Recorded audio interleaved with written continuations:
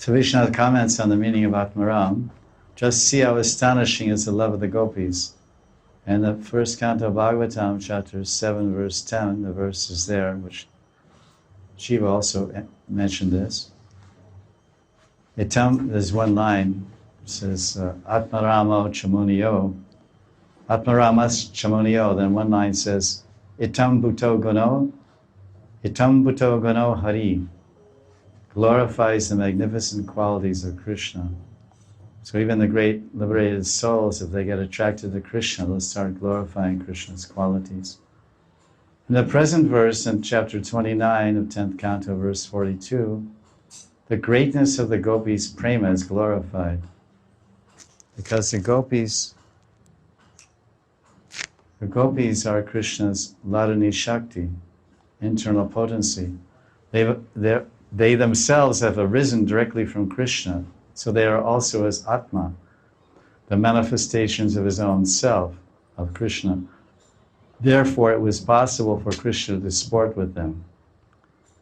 So this word, Atmaram, in this verse 42, is Shukadeva Goswami's comments. He's saying, when Krishna heard the Pranaya Gita from the gopis, verse 31 to 41 in chapter 29, he smiled.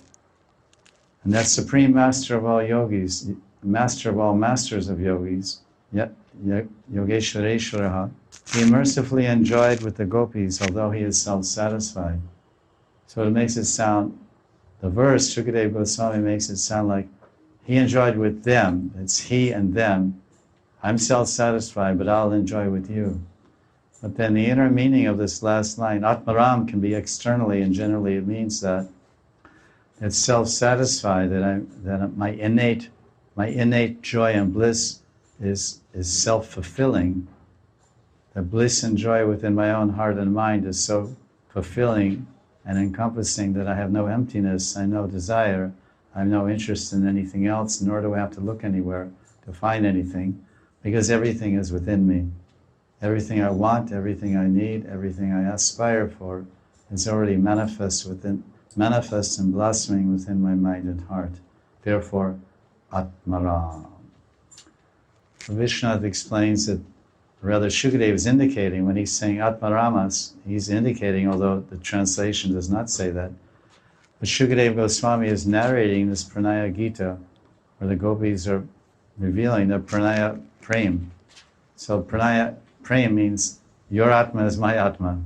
So that's why the first word, when Shukadeva enters the Lila and starts the narration, to continue the Lila, he said, oh, now the gopis have finished their Pranaya Gita, so the Atmarama, so their Pranaya Gita has touched the Atma, because the Pranaya Gita spoken by the gopis is spoken by their Atmas. It's spoken by their very selves. Atma means mind. Atma means body. Atma means the existence, one's individual existence. So the Pranaya Gita is called another way. The Pranaya Gita is the Prematma Gita. It's the Atma speaking to the Paramatma, the one Atma speaking to another Atma. It's the right hand speaking to the left hand. The right hand tells the left hand, oh, go away from here. No, I'm staying here. I can't leave from here. No, you go away from here. No, I'm eternally joined with you. I can't leave. No, you just go. You have work to do. Go scratch your head. No, and then the left hand says, no, I can't leave you. So the right hand and left hand. So Radharani speaking to Krishna is like Radharani speaking to herself. Krishna speaking to Radharani is like Krishna speaking to himself. So that's what point Vishnu Chakravarti brings out, that Shukadeva Goswami said, the gopis just concluded their Pranaya Gita, which means they concluded their Atma Gita, because they have offered their complete Atma to Krishna, and that's what we're supposed to do too. That's the meaning of Sharanagati. Mantan Dan Krishna Samarpan. Mantan Dan Krishna Samarpan. My mind, my tan means body, and my mantan Dan, wealth. Wealth means money, wealth means talent, wealth means energy, wealth means youth. Wealth means everything I have in my hand I offer to Krishna. This is called Sharanagati. Atma Sharanagati. So he's making this very beautiful point that the gopis are Krishna's very Atma, and that's the meaning of Pranaya Gita. So now the Atma has decided to enjoy with the Atma. The manifestations of his own Atma are the gopis. So now the origin of the manifestations of Atma, the origin Atma is going to enjoy with the manifestations of the Atma. If you can follow that, that's what he's saying. They are also, he's the Atma and they are the Atma.